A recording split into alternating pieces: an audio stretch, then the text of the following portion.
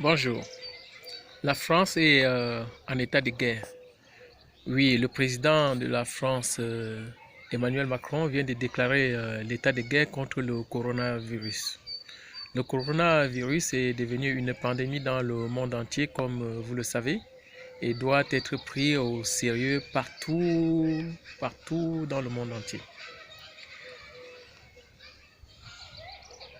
Pour sortir aujourd'hui en France, vous devez avoir soit l'attestation de votre employeur, comme celui-ci, voilà. Soit alors, vous téléchargez sur le site du ministère de l'Intérieur une attestation où il y a, je crois, 4 cases à cocher. Vous cochez la case qui correspond aux besoins qui vous amènent à sortir de chez vous. Et puis, si à jamais il y a un contrôle dans la rue, cela suffit pour présenter à l'autorité de police et puis de continuer votre chemin. Et si vous n'avez pas d'ordinateur ou si vous n'arrivez pas à télécharger ce formulaire-là, sachez que vous pouvez également le rédiger à la main. Voilà, une attestation sur l'honneur, donc attestation de déplacement dérogatoire sur la main.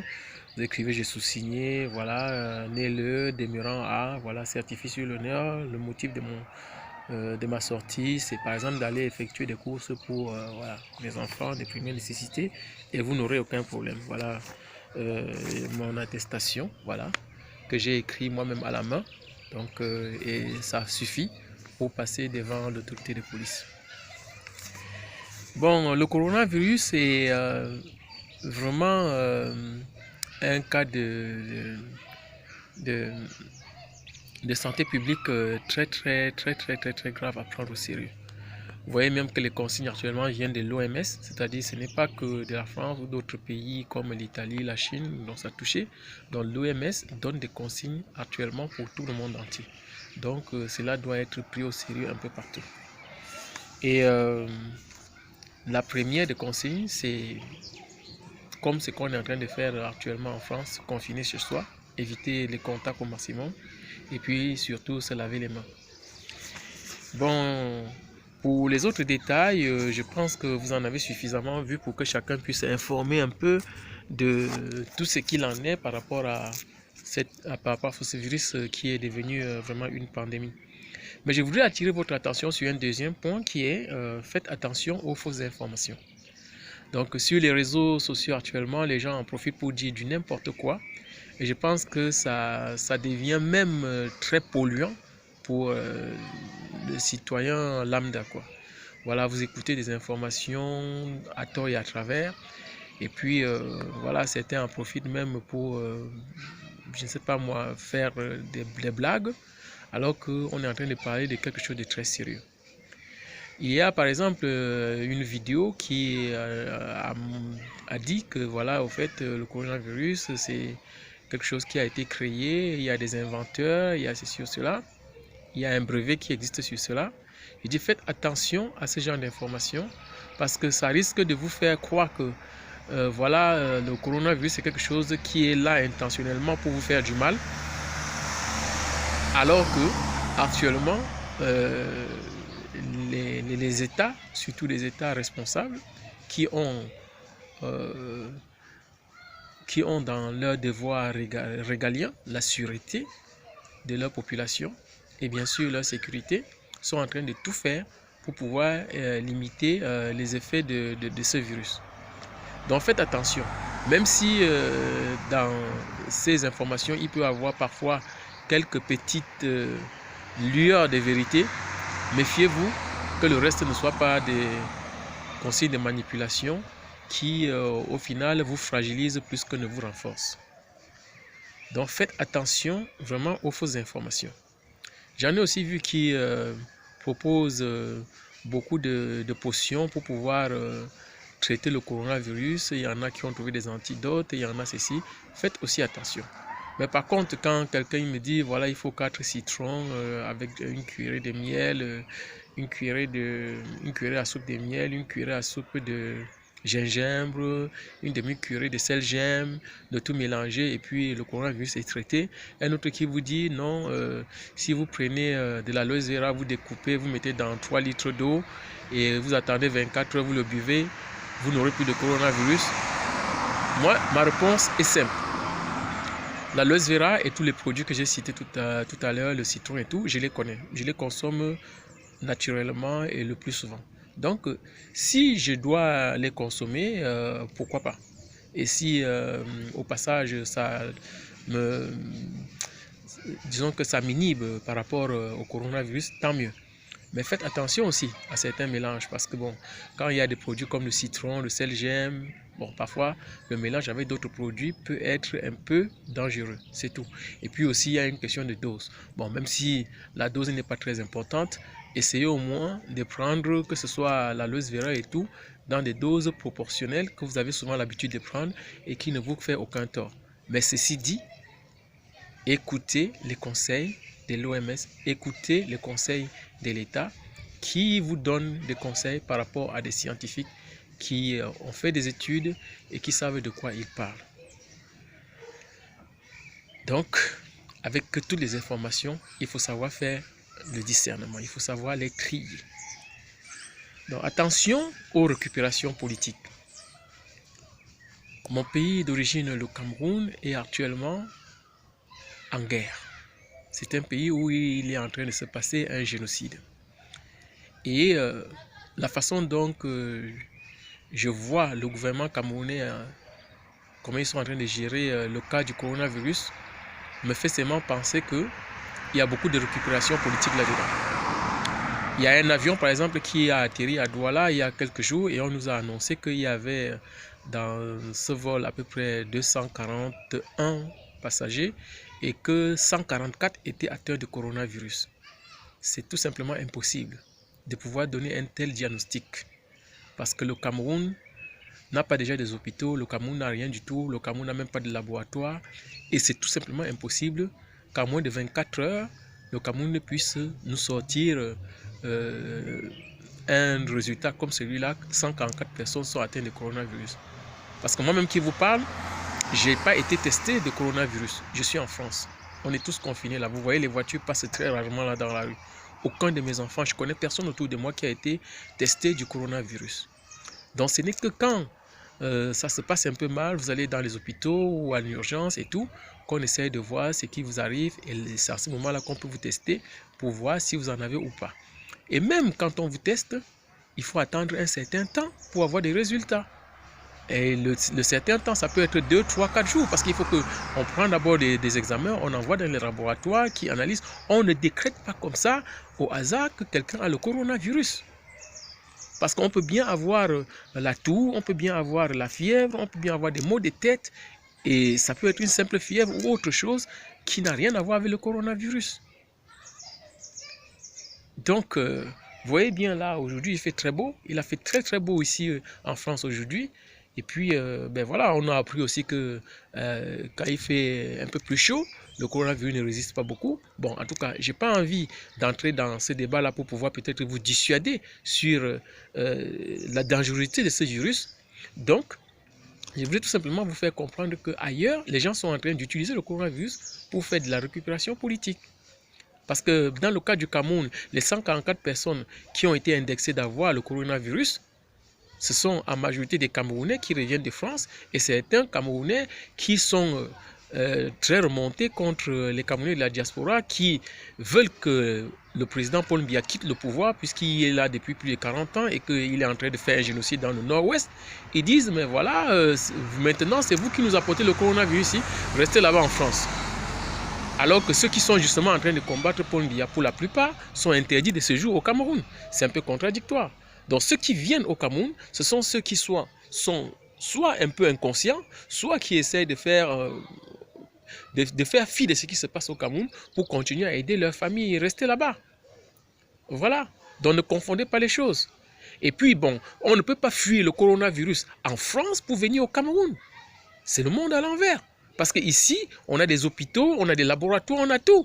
Si aujourd'hui, je sens que effectivement, il y a un risque de coronavirus, je vous assure que j'appelle, j'ai le médecin dans les 10 minutes qui suivent ici chez moi. Et il vient s'occuper de moi, c'est tout. Ou de mes enfants. Et ce qui n'est pas le cas au Cameroun. Là, je suis à la maison, je suis confiné là, je continue à être payé. En tout cas, je suis confiné, mais je reste disponible. À tout moment, on peut m'appeler d'aller travailler. Voilà, ma femme n'est pas là, mais bon, elle est en train de travailler. Elle est soignante d'ailleurs, en l'occurrence. Voilà. Donc, pour vous dire, ne, ne, ne soyez pas bêtes et ne vous laissez pas manipuler par du grand n'importe quoi. Et je sais très bien que le régime de Paul Biya va profiter aujourd'hui pour pouvoir utiliser le coronavirus pour beaucoup de choses. Déjà, nous avons vu que le CHAN qui était prévu au Cameroun, le championnat africain des nations, ne sera pas joué parce que voilà, on veut sauver des vies. On veut sauver des vies. Et le coronavirus, jusqu'à l'heure actuelle, d'après les informations que nous avons, n'a pas encore fait de victimes au Cameroun. Il y a eu des gens qui ont été atteints, une dizaine, peut-être un peu plus, mais il n'y a encore aucune victime au Cameroun. Mais n'oubliez pas, Camerounais, qu'en ce moment même, nous avons plus de 13 000 morts au nord-ouest et au sud-ouest du Cameroun. C'est-à-dire que les morts que nous avons au nord-ouest et au sud-ouest dépassent de loin l'ensemble des morts du coronavirus dans le monde entier. On est en train de parler d'un gouvernement voyou qui n'a rien à foutre de la vie de sa population et qui est en train d'utiliser le cas du coronavirus aujourd'hui, qui est un cas mondial, et que des pays civilisés, des pays où il y a les droits fondamentaux des hommes, des pays qui se soucient de la santé de leur peuple, sont en train de tout faire pour que ce virus ne puisse pas enlever même une seule vie de plus, sont en train de profiter, soi-disant ils veulent le confiner, ils ont demandé, c'est bizarre. D'ailleurs, même au Cameroun, j'entends que on ferme les écoles, on ferme ceci, mais les chambres, les maisons de loisirs, les bars doivent continuer à rester ouverts. Mais ici, tous ces trucs-là sont fermés, fermez-les.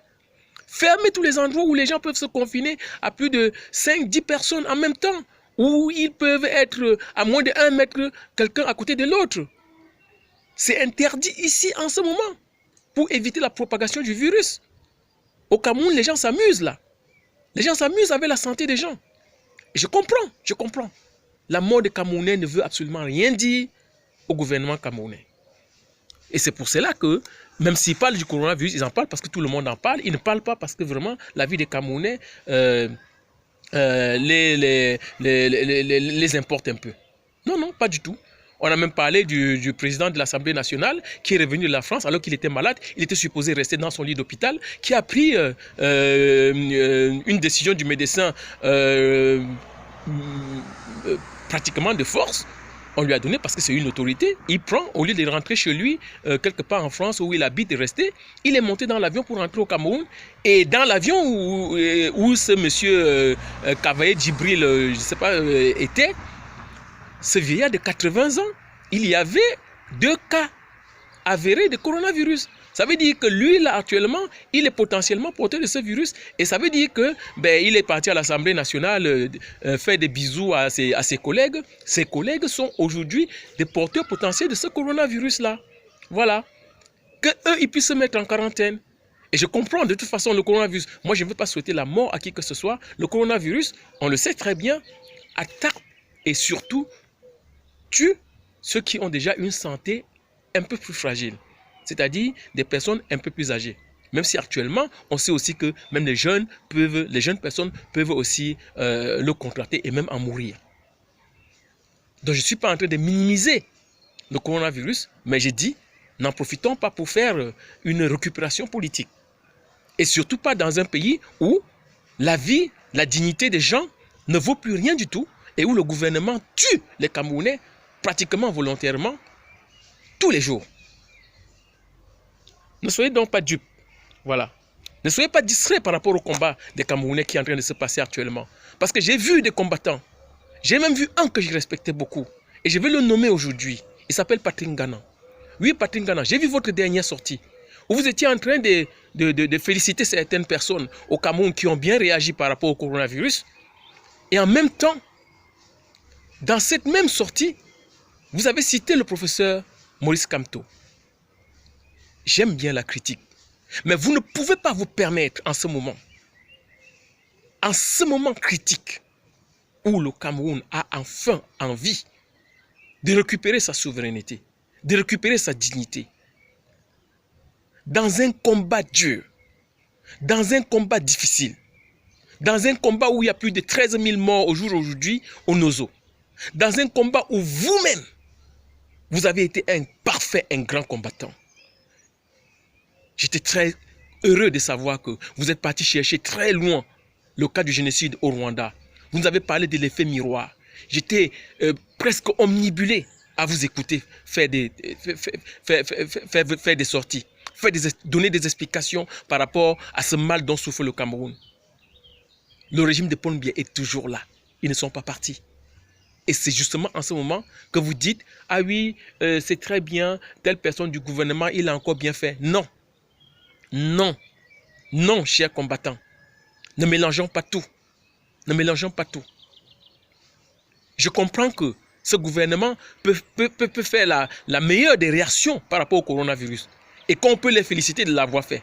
Pourquoi pas? Mais n'oublions surtout pas que ce gouvernement est un gouvernement usurpateur et qu'il ne devrait pas être là. Depuis 2018, Paul Biya n'est plus le président du Cameroun. Le président du Cameroun, le président élu du peuple camerounais depuis 2018 s'appelle Maurice Kamto. Et nous n'avons pas envie de déroger à cela. Et il ne faut pas que des grands combattants comme vous, Patrick Ngana, et bien sûr les autres, puissent l'oublier. Ne soyons pas distraits. Ne soyons pas distraits, cher peuple camerounais. Même quand un grand musicien comme Mewi, ivoirien de naissance si je ne me trompe, s'installe au Cameroun et fait un très bon morceau comme celui qu'il a sorti, que j'ai écouté, qui danse très bien, je l'écoute, mais je le mets un peu de côté pour le moment. Parce que pour le moment, je pleure mes morts au Cameroun. Pour le moment, je pleure plus de 13 000 personnes qui sont en train de mourir au Nozo. Le coronavirus, oui, pourquoi pas. Je me protège, je protège mes enfants. Je veux que tout le monde continue à se protéger. Mais je sais qu'au Cameroun, la vie des Camerounais est en train de partir pour rien. Et je ne veux pas oublier ce combat-là. C'est le plus important, au moins, pour les Camerounais en ce moment-ci. Ne l'oubliez pas. Donc ne mélangeons pas tout. Ne mélangeons pas le professeur Maurice Kamto, qui est celui-là qui fédère notre combat. On n'est pas derrière Maurice Kamto parce qu'on est du MRC, ou parce qu'on est Bamileke, ou parce que, je ne sais pas moi, on a telle acquaintance avec ce monsieur. On est derrière lui tout simplement parce qu'un combat doit avoir une tête. On est derrière lui parce qu'il a osé, il a risqué sa vie, il a montré qu'il est là pour le peuple camerounais. Il a tout abandonné et il est là pour que le Cameroun puisse s'en sortir. C'est pour ça qu'on est derrière lui. On est derrière lui parce que on ne peut pas se battre comme ça et puis à un moment on nous demande, mais qu'est-ce que vous voulez alors? Vous vous battez à propos de quoi?